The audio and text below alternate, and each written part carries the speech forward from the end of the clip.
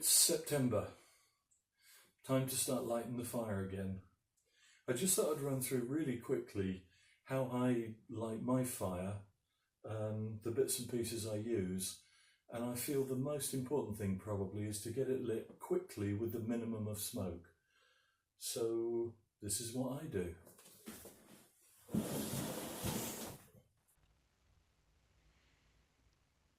When I say that lighting the fire quickly is important, it really is.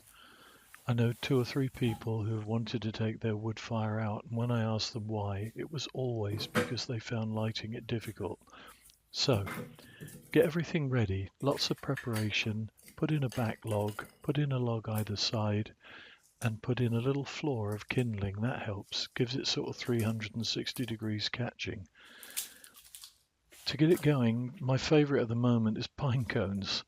I'm having a lot of fun with them, but pine cones, birch bark, bits of dried orange peel, small kindling sticks, and perhaps the most important thing of all here is that everything needs to be dry.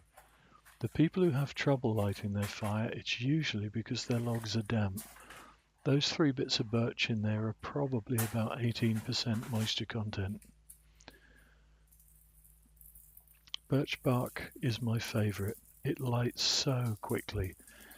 But when I run out of the bark, if I have to use commercial fire lighters, I cut them in quarters. Partly it saves a bit of money, partly it keeps my fire skills up, and partly I don't want to use petrochemicals if I can help it.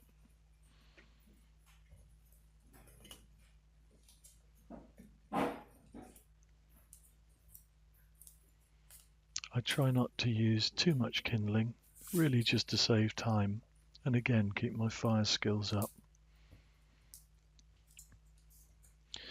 Once everything's in there and started, the next most important thing really is to get the air vents right. Sometimes I leave the door open just half an inch to get it going, but like now, the primary air and secondary air, I've overdone it a bit to get the fire going, give it absolute plenty of air. Once I'm happy that it's caught, I'll begin to balance the two, the air that comes up underneath the fire, the primary air, and the air that comes in over the top, which will be preheated once the fire's hot. Both are really important.